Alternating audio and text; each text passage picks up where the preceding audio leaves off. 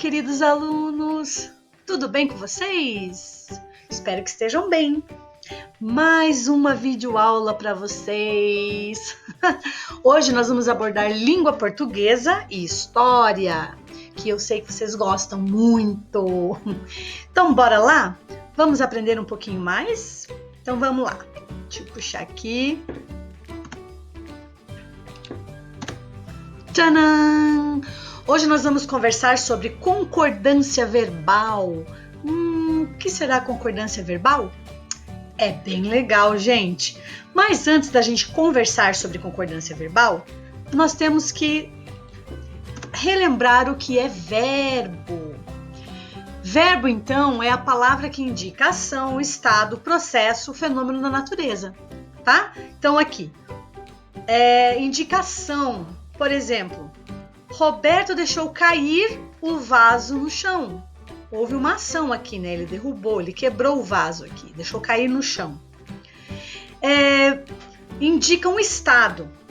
Maurício está doente. Está. Então, está falando de um estado dele, né? E indica também o fenômeno da natureza. Por exemplo, chover aqui. Ricardo correu quando soube que ia chover, tá? Então, essas palavrinhas aqui são verbos. Então, partiu compreender mais sobre o tema? Vamos lá. Agora que nós compreendemos o que é verbo, nós podemos agora conversar um pouquinho sobre a concordância verbal, que em língua portuguesa está dizendo o seguinte: a concordância verbal ela tem que concordar em número e pessoa com o termo ou pronome o qual se relaciona, tá? Então, por exemplo aqui, a professora Maria Cristina foi uma das grandes incentivadoras, tá? A professora Maria Cristina é o termo que se relaciona com o verbo. Foi é o verbo. Mas e se eu mudasse, colocasse um pronome aqui, por exemplo, ela? Ela foi uma das grandes incentivadoras. Eu poderia colocar, ia ter uma concordância verbal aí, tá? Então, aqui se eu mudasse o pronome para ela, estaria ok. Aqui, ela leu o livro em 2 dias. Ela é o termo que se relaciona com o verbo, né? Ela fez o quê? Ela leu o livro em 2 dias. O verbo é leu. Se eu mudasse o pronome aqui para ele, também estaria correto.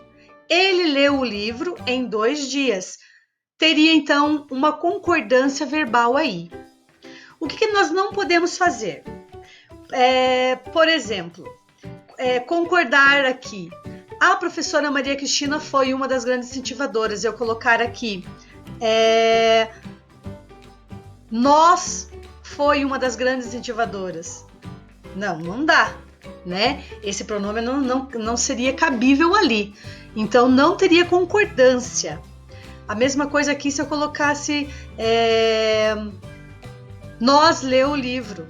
Vocês leu o livro em 2 dias. Vocês leu o livro em 2 dias? Não teria concordância verbal aí também. Então, nós precisamos estar bem atentos a isso para não errar. Vamos lá? Os verbos, então, eles vão variar. Eles vão variar de acordo com o tempo. Então, eles podem estar no presente, no passado ou no futuro, esse verbo, tá? Quando a gente ouve falar de um lugar evoluído, a gente logo pensa num país cheio de prédios, carros e até naves espaciais. Essa frase aqui, ela está no presente, no passado ou no futuro? Vamos ver? Ouve. Presente, né? Ouve. Está acontecendo no momento. A minha professora disse uma coisa que eu fiquei pensando. Vamos ver? Essa frase, né? Esse verbo está no presente, no passado ou no futuro? Passado. Disse, né? Muito bem. Isso que a gente vê todo dia, de xingarem, brigarem e baterem, está no presente, no passado ou no futuro? O que vocês acham? Vamos lá? Presente, muito bem. V, quer dizer que está no presente. Então, nós temos que estar nos policiando quando nós vamos escrever uma frase, para que tudo esteja concordando, certo? Beleza até aí? Então, bora! Além do tempo, os verbos também variam em pessoa e em número, como eu havia dito lá. Quando a gente ouve falar de um lugar evoluído, a gente logo pensa num país cheio de prédios, carros e até naves espaciais, tá? Então, assim, aqui, eu posso substituir essa expressão a gente por qual pronome é que eu poderia mudar sem mudar o sentido da frase? Vamos pensar? Qual deles? Vamos ver? Nós. Muito bem, quem pensou em nós. Então, a gente quer dizer nós, tá? Lembra que a professora conversava com vocês em sala de aula que a gente separado se tratava de nós e a gente junto, a gente secreto. Hashtag fica a dica, hein? Muito bom. O que foi alterado então no verbo? O que foi alterado aqui? O tempo, a pessoa, o número. Vamos ver? Muito bem. Foi alterado a pessoa. A gente, nós trocamos pelo pronome nós, né? E vamos ver qual é o outro, o número. Também, o número também foi modificado ali, mas não mudou o sentido. O número passou de singular para o plural, né? Nós. Então, mas mesmo assim não mudou a frase, não mudou a expressão, tá? Não mudou a expressão, continua o mesmo sentido. Então, nós temos que perceber isso.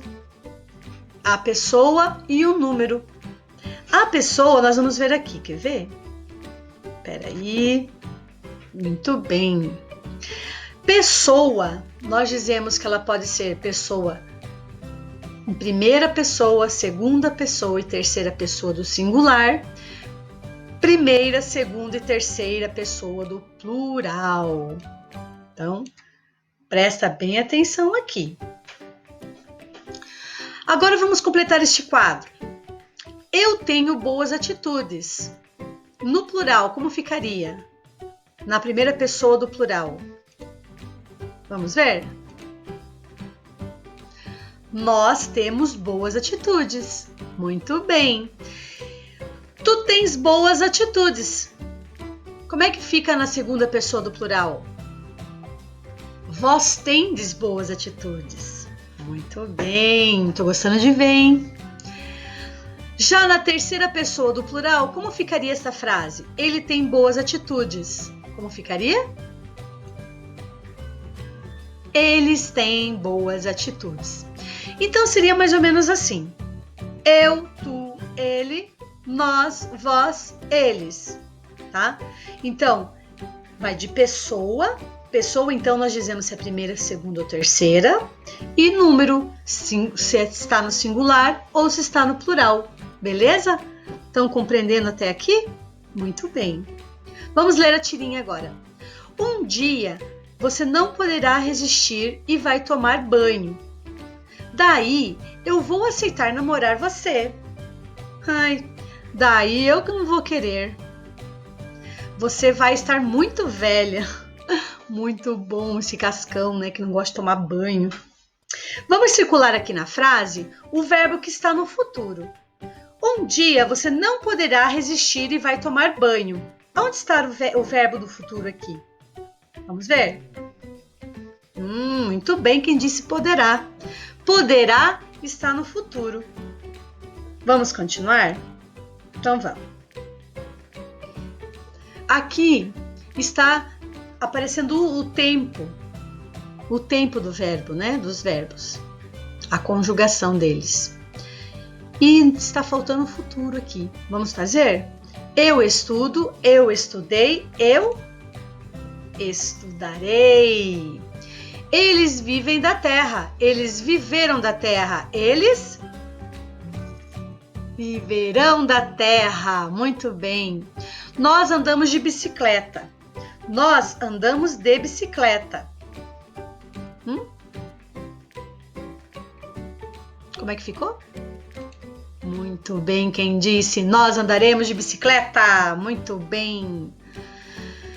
Agora, a próxima atividade aqui, nós vamos colocar os pronomes pessoais no início das frases, tá? Eu, tu, ele, nós, vós e eles. Muito bem. A primeira seria: eu frequentei aulas de inglês.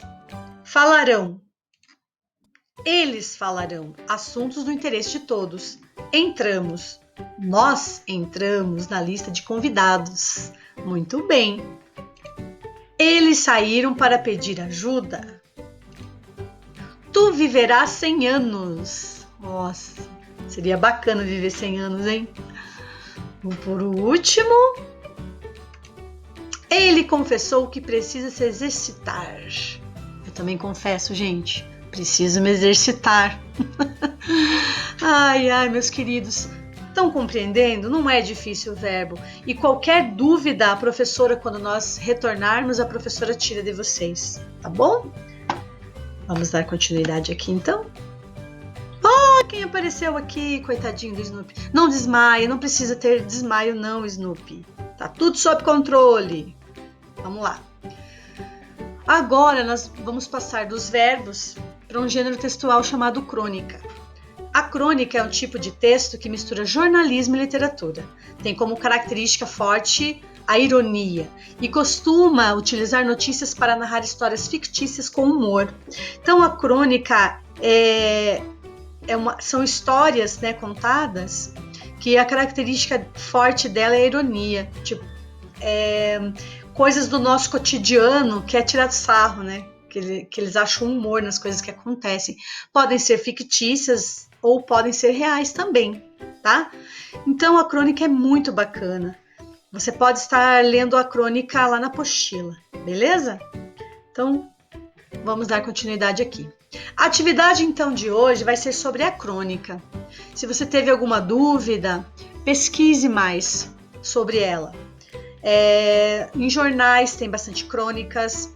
Procure realizar leituras com esse tema aí, com essa atividade que eu vou te dar hoje. Você pode estar lendo crônicas antes de realizá-la, tá bom? Então você vai produzir um texto de crônica, tá? Você vai procurar em revistas e jornais ou de sites de notícia, você que escolhe, imagem que represente fatos do cotidiano, coisas do cotidiano, coisas que vocês fazem todos os dias, tá? Vai colar no sulfite e vai escrever o seu texto, beleza? Então você pode usar de ironia, de humor, para relatar coisas que acontecem com você no seu dia a dia. Você pode também até pensar no Covid-19 e fazer uma bela crônica sobre esse tema. O que você acha?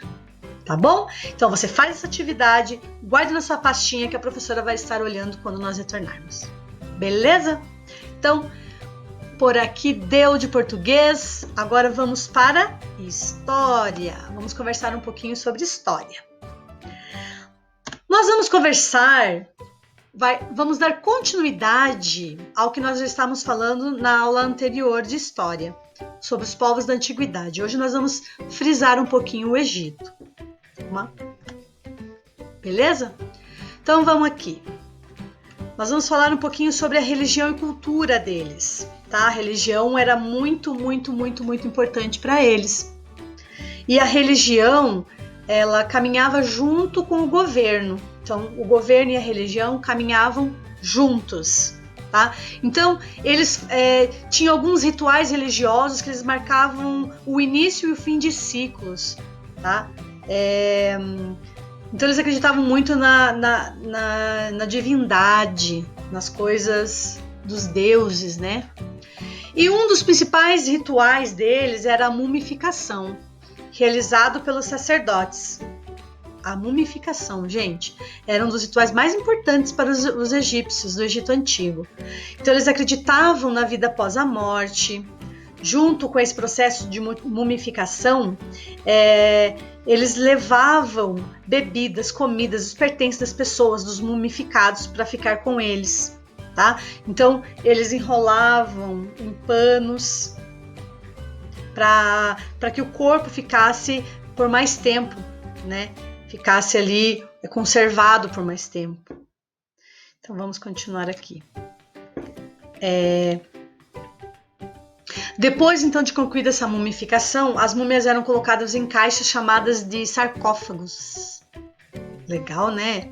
Quando os faraós morriam, eram sepultados em grandes túmulos. Então, era feita a mumificação dos faraós e eles eram colocados aqui, ó, em pirâmides. Quem já ouviu falar?